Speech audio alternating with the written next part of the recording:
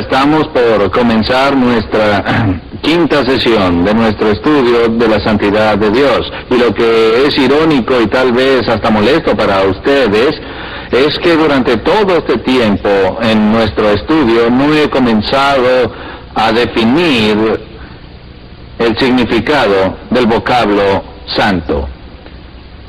Lo he usado, he tratado de expresar la importancia que tiene, hemos visto la influencia traumática que transmite, hemos visto cómo se relaciona con la justicia y con la potencial locura de un hombre como Martín Lutero, pero ¿qué quiere decir en la Biblia el término, palabra o vocablo santo? He notado en nuestro propio lenguaje, en nuestro propio vocabulario, que el término santo parece ser usado por nosotros, en particular por los cristianos, como sinónimo de pureza moral o de rectitud. Y no hay nada incorrecto en eso, pero tal vez sea un poco impreciso. Porque en las Escrituras hay dos significados primarios o básicos del vocablo santo. No debería haber dicho dos primarios, hay uno primario y otro secundario. Dos significados mayores, si se quiere, del término santo. El segundo significado de este vocablo en las Escrituras es aquel que se refiere a la rectitud y pureza personales. Pero el primer significado del vocablo santo es separado. O también es correcto, apartado. Aquello que es santo es aquello que es otro. O-T-R-O. Aquello que es diferente de otra cosa. Así que cuando la Biblia habla de la santidad de Dios, se refiere principalmente en estas declaraciones a la trascendencia de Dios, se refiere a su magnificencia, se refiere a ese sentido en el cual Dios es más grande y es superior a todas las cosas que existen en el reino de lo creado. Una vez más, la forma más simple de tratar esto es lo que es santo, es aquello que es diferente. Miren en sus Biblias alguna vez y verán que el término santo es usado como adjetivo. Y no solamente se describe a Dios como santo, también se habla del Espíritu Santo, el Santo de Israel, se habla de el suelo sagrado, instrumentos sagrados, momentos sagrados. De hecho, los antropólogos y sociólogos han estudiado la experiencia humana y han notado que todos los pueblos tienen algún sentido de tiempo sagrado y espacio sagrado. Vuelvan a su niñez, a aquel lugar especial al que deseaban ir cuando sus vidas se complicaban. Tal vez era su cuarto, tal vez alguna zona acogedora del bosque, o al jardín bajo su árbol favorito. Siempre que estaban deprimidos o angustiados o sus padres les gritaban, deseaban ir, tomar al gatito y sentarse a llorar, e iban a un sitio especial. Y ese espacio tenía un significado especial para ti. Cada año hay un día del año que es especial en sus vidas. Es tu cumpleaños, durante el cual celebras un momento en el tiempo que tiene una especial importancia para ti. Y en lugares y culturas diferentes siempre existen sitios llamados como santuarios.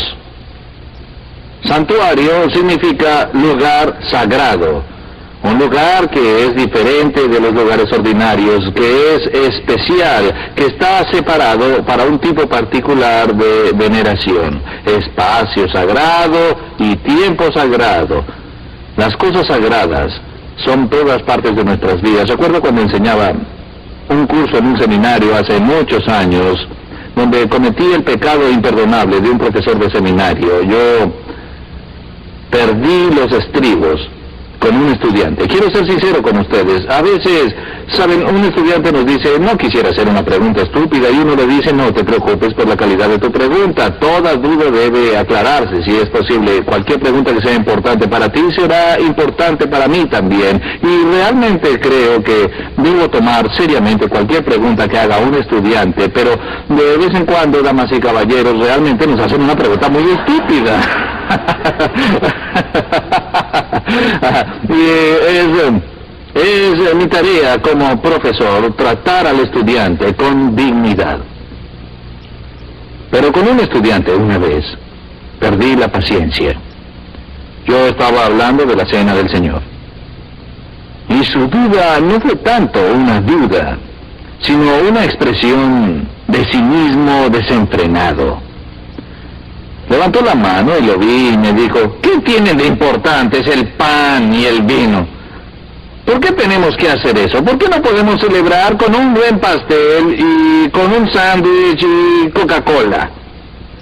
Ahí perdí el control. Sentí una furia que se volcaba sobre mi alma. Él hirió mi sensibilidad cuando dijo eso, y en lugar de darle una urbana y gentil respuesta de profesor, le dije, ¿quieres saber por qué no usamos un buen pastel o un sándwich y Coca-Cola en la Santa Comunión? Porque Jesús nunca consagró un buen pastel o un sándwich o Coca-Cola. Quería matarlo. ¿Por qué? Porque él había profanado con su pregunta algo que era precioso y santo en mi experiencia. Pero ¿qué hace al pan y al vino tan especiales? ¿Qué es lo que hace que cualquier momento de la historia sea especial? ¿Qué es lo que hace que una porción de terreno se torne sagrada? ¿Por qué fue que Noé marcó el sitio donde encalló levantando un altar y Abraham construyó un altar para Dios? ¿Por qué es esto? ¿Por qué nos atrae tomar algo que es común y volverlo extraordinario por su significado? No es por el valor intrínseco de estos objetos. Pues lo que hace que algo sea sagrado, que sea santo, es el toque de Dios sobre ello. Cuando aquel que es en sí mismo otro y diferente toca aquello que es ordinario, se vuelve extraordinario. Cuando te toca a ti, tú te vuelves especial. Así que la diferencia entre lo profano y lo sagrado es la diferencia entre lo común y lo no común, entre lo terrenal y lo divino.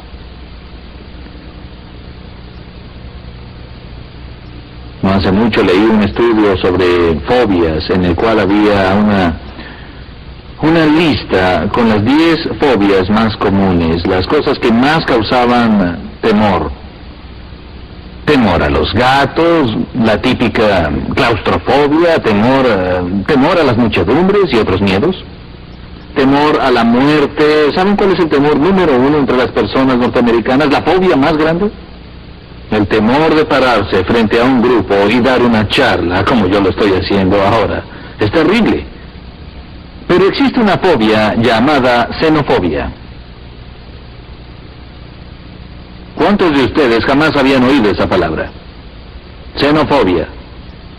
Muy bien, los que no levantaron sus manos pasarán al frente a explicar.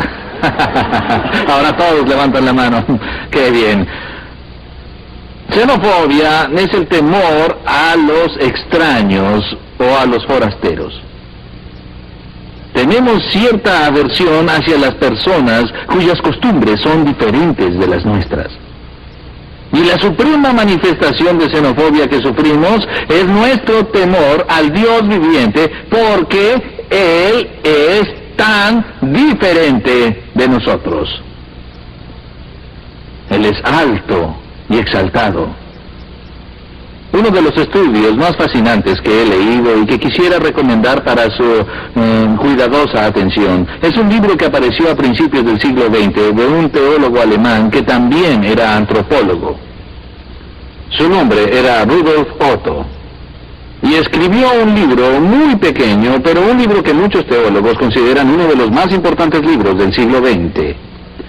Un pequeño librito cuyo título original era simplemente Das Heilige, el cual ha sido traducido con este título, La idea de lo santo.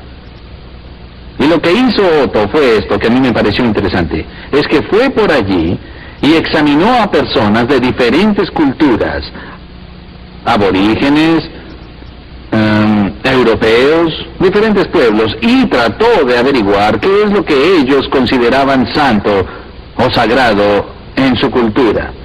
Y entonces hizo un estudio fenomenológico para ver cuál es la cultura. Y entonces hizo un estudio fenomenológico para ver cuál es la reacción humana normal ante lo santo. Y después de hacer este estudio, intentó destilar la esencia de la experiencia humana ante lo santo y sacar algunas conclusiones. Y una de las cosas que solía hacer era inventar frases para describir estas cosas. Y si preguntamos, Rudolf Otto, doctor Otto, ¿qué es lo santo? La respuesta que él tenía era esta, que lo santo es el mysterium tremendum.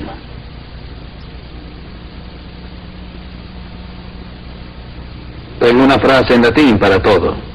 Mysterium tremendum. Ahora bien, ¿qué quiere decir con eso?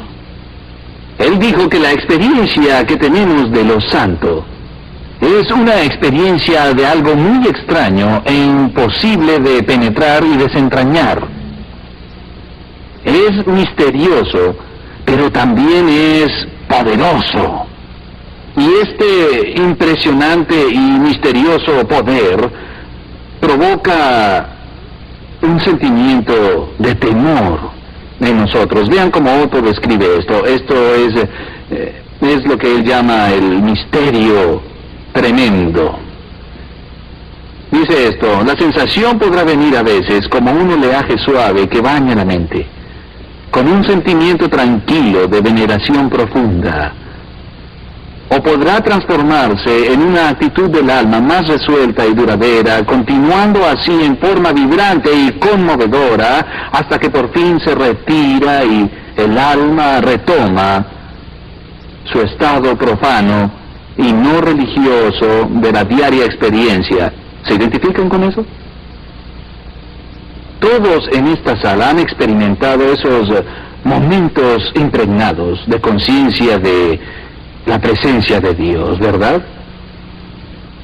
No son parte de nuestra ordinaria y cotidiana experiencia.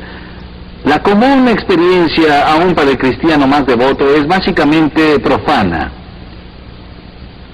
No somos inundados a cada segundo nuestra alma por un sentido agudo de la presencia de Dios. Y aún así, todos los cristianos saben lo que significa experimentar este precioso momento de conciencia de la presencia de Dios. Pero es pasajero.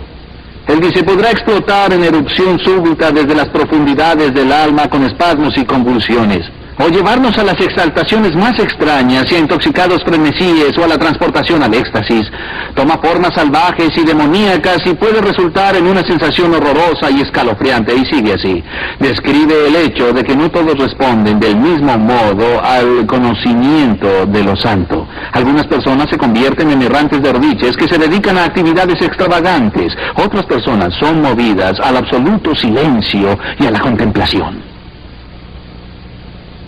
Pero lo que él detectó en este estudio de lo santo es esto: más allá de las fronteras y variadas civilizaciones, la básica respuesta del ser humano a lo que sea que se considere santo, explica, es una respuesta de ambivalencia. La ambivalencia radica en esto: tenemos sentimientos conflictivos ante lo santo. Hay algo sobre la santidad de Dios que nos atrae. Pero también hay algo sobre la santidad de Dios que nos repele y nos atemoriza. Por un lado nos fascina y por otro lado nos atemoriza. Ustedes saben o alguna vez se han preguntado por qué es que nos gusta asustarnos a nosotros mismos. A los niños pequeños les gusta reunirse a contarse cuentos de fantasmas. ¿Han visto eso? Recuerdo cuando mi hijo era un niño pequeño, deseaba dormir en el bosque, en un predio cercano a Ligonier. Uno de los estudiantes del colegio le dijo, te llevaré allí al bosque. Y subieron allí, armaron la carpa, sacaron su comida y linternas y sus cosas, subieron allí casi a la medianoche, cuando tenían las bolsas de dormir preparadas. Mi hijo le dijo al estudiante, Joe. Él dijo, sí, cuéntame un cuento de fantasmas.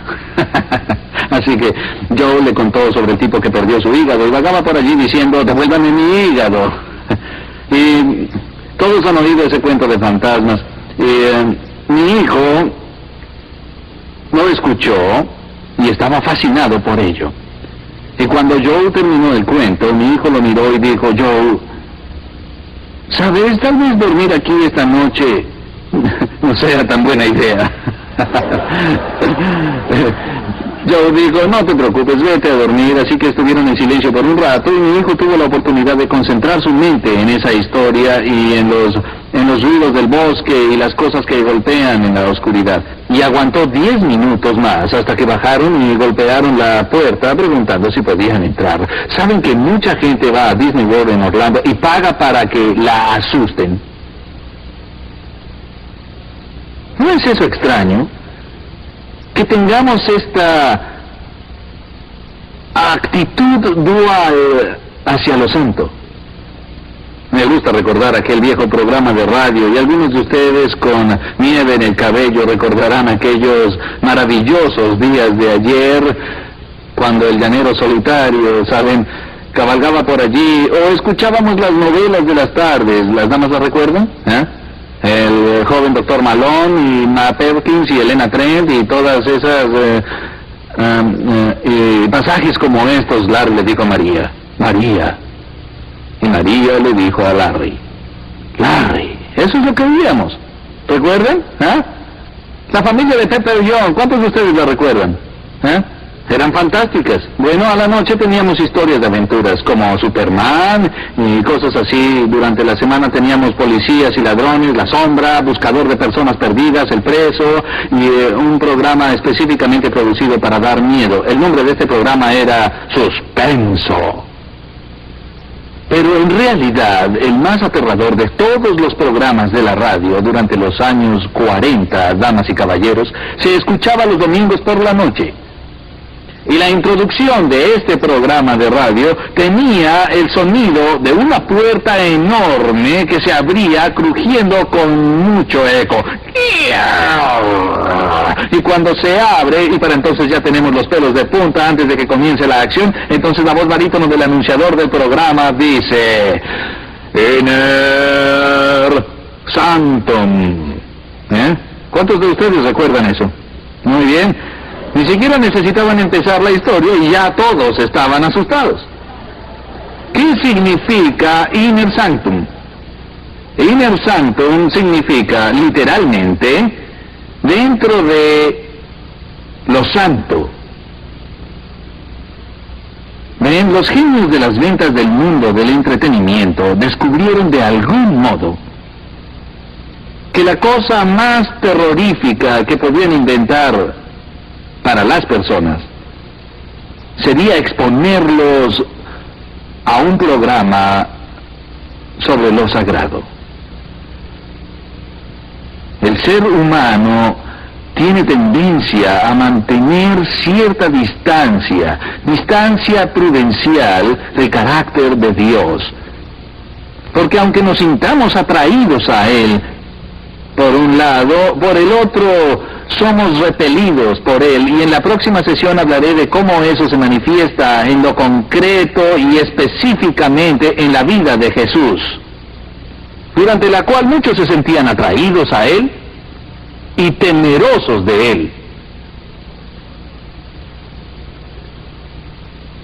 Y aún así, este elemento al que tememos es el que está en la verdadera raíz del carácter de Dios. Y para poder entenderlo, amados míos, está expuesto para nosotros en el Nuevo Testamento como prioridad en el aprendizaje. Les hice a mis estudiantes una simple pregunta sobre la Biblia. Les dije, todos conocen la oración del Señor. Y la oración del Señor puede ser dividida de acuerdo a categorías literarias en apertura formal, la petición y el cierre. Les pregunté a mis estudiantes, ¿cuál es la primera petición de la oración del Señor? No contesten en voz alta, sino en sus mentes. ¿Saben cuál es la primera petición de la oración del Señor? Recuerden la escena. Los discípulos han observado a Jesús en su poder increíble y vienen a Él y notan una conexión entre su poder y su devoción a la oración. Así que ellos vienen a Él y dicen, Jesús, enséñanos cómo orar. Y Él dijo, bien, les enseñaré cómo orar. La petición de la oración del Señor. No contesten en voz alta, sino en sus mentes. ¿Saben cuál es la primera petición de la oración del Señor? Recuerden la escena. Los discípulos han observado a Jesús en su poder increíble y vienen a Él y notan una conexión entre su poder y su devoción a la oración. Así que ellos vienen a Él y dicen, Jesús, enséñanos cómo orar. Y Él dijo, bien, les enseñaré cómo orar. Cuando oren, quiero que lo hagan así. Padre nuestro que estás en el cielo, ¿qué sigue? Santificado sea tu nombre. Esta es la cuestión. ¿El santificado sea tu nombre es parte de la introducción formal? ¿O es el santificado sea tu nombre la primera petición? Si es parte de la introducción formal, Jesús hubiera dicho esto, hubiera dicho, cuando oren, digan esto, Padre nuestro que estás en los cielos, santificado es tu nombre. Pero eso no es lo que dijo. Él dijo, cuando ustedes oren, quiero que hagan esto. Lo primero que quiero que pidan cuando se pongan de rodillas es que el nombre de Dios sea tratado como sagrado, como santo. Repetidamente la Biblia dice de Dios, santo es su nombre. Otra pregunta que les hacía a mis estudiantes era, supongan que en este día y época en los Estados Unidos de América, en que hemos tenido tal avalancha y proliferación de legislación en la tierra, que nadie puede mantenerse al día con las nuevas leyes que son agregadas a los libros cada año, supongan que alguien viniera aquí y dijera, hey, vamos a empezar todo de nuevo. Vamos a eliminar a todos los abogados, todas las leyes, y aún la Constitución, y a empezar de nuevo. Pero su tarea es escribir la nueva Constitución. Su tarea es proclamar los derechos. Y el desafío es este. Todas las leyes futuras de esta nación serán analizadas en base a su conformidad con 10 leyes que ustedes establecerán. Así que solo tienen 10 leyes para poner en los libros. ¿Cuáles 10 escribirían? ¿Cuántos de ustedes usarían una de esas 10 para establecer una ley en contra de la codicia? ¿Cuántos de ustedes incluirían en sus 10 primeras leyes la ley de que los niños deben respetar y obedecer a sus padres? La mayoría, sin duda, incluiría una ley que prohibiría el asesinato y el robo. Pero alguien usaría una de sus primeras 10 leyes para decir que es una ley absoluta de la nación, que nadie jamás pronuncie el nombre del Señor en vano. Damas y caballeros, cuando Dios escribió su Constitución para el gobierno del mundo, eso estuvo entre sus prioridades. ¿No es increíble? Hace unos años leí un artículo asombroso en la revista Time sobre un incidente que tuvo lugar en Maryland. Un camionero fue arrestado por ebriedad y conducta desordenada. Y cuando los oficiales de policía vinieron a arrestarlo, este camionero fue tan ofensivo que estaban furiosos con él cuando llegaron a la comisaría y querían realmente condenarlo, así que lo llevaron ante el juez y hablaron de todas las cosas groseras que había dicho este camionero de los policías camino hacia allí. Ahora, la sentencia máxima por el delito de conducta escandalosa que puede imponer el magistrado es una multa de $100 y 30 días de cárcel. Pero él quería condenar a este señor, realmente condenarlo. Así que resucitó una ley antigua que nunca había sido revocada y aún estaba en los libros, en los estatutos de Maryland, que prohibía la blasfemia pública. Y la penalidad por blasfemar en público había sido otros 30 días en la cárcel y otra multa de $100. Así que el juez le impuso al camionero $200 de multa y 60 días de cárcel. Esto se publicó porque el editor de la revista Times se había enfurecido al ver que en la actualidad alguien pudiera sufrir el castigo cruel e inusual de pagar $200 de multa y 60 días de cárcel meramente por blasfemar en público el nombre sagrado de Dios.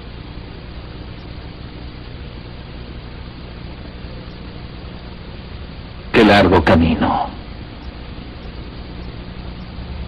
Hace 22 años la palabra virgen no podía ser empleada en televisión, pues era demasiado provocativa y sugerente. La censura ha cambiado tanto en nuestros días que en las películas se puede usar libremente un lenguaje erótico y escatológico, lenguaje blasfemo, y así lo hacen. Pero aún así hay reglas y normas en la televisión que prohíben el uso de ciertas palabras obscenas y lenguaje grosero. Pero aún se permite en la televisión usar el nombre de Dios como maldición común. Jesús dijo, ¿saben lo que quiero que pidan? Quiero que pidan que el nombre de mi Padre sea considerado santo. Y entonces quiero que digan, que tu reino venga y se haga tu voluntad así en la tierra como en el cielo.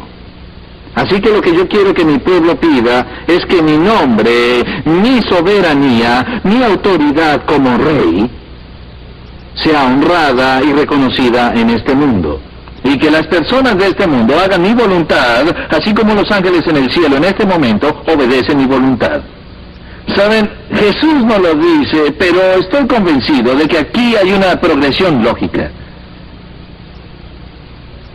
Yo no creo que el reino de Dios jamás venga a esta tierra, ni que su voluntad sea hecha en esta tierra hasta que, o a menos que, el nombre de Dios sea reverenciado por su pueblo. ¿Cómo es posible que las personas honren a un rey y al mismo tiempo profanen su nombre? No se trata de que el pueblo judío haya tenido un fetiche con el nombre, o que creyeran que había alguna magia asociada al pronunciamiento de una palabra.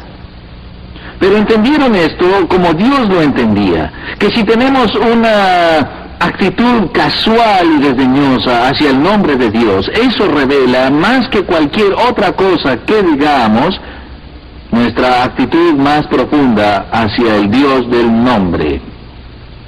Déjenme decirlo como es. Si ustedes usan el nombre de Dios como maldición común, ustedes son en sus raíces personas profanas. No tienen respeto hacia la santidad de Dios. Yo los insto a que piensen antes de dejar que esa palabra pase por sus labios otra vez, de manera frívola. Pues Dios no va a tolerar la profanación de su nombre. Lo puso en sus prioridades. Y así Jesús dice que ustedes oren por que el nombre de Dios sea santo, que sea tratado como diferente, especial, como extraordinario, como digno de honra. Pues Él es diferente y especial y digno de honra. Cuando se nos llama a ser santos, se nos llama a ser diferentes. Se nos llama a ser testigos de esta característica que encontramos en Dios. Característica impulsada por el segundo significado de la santidad, que es justicia. Cuando Dios dice, sé santo, pues yo soy santo, Él dice, diferénciate de las pautas normales de este mundo. Yo quiero que tú expreses y muestres lo que es la justicia en esta tierra. Esa es la tarea del cristiano. Ser ejemplo y reflejar el carácter de Dios ante un mundo que se muere. Oremos. Padre, una vez más, te pedimos perdón por la forma en que hemos profanado tu nombre, en palabra, en acción y pensamiento. Y oramos porque nos des el respeto sagrado hacia ti. Que en nuestra tierra, en algún grado y en alguna medida, podamos ver la manifestación de tu reino y tu voluntad ejecutada. Pues lo pedimos en nombre de Cristo. Amén.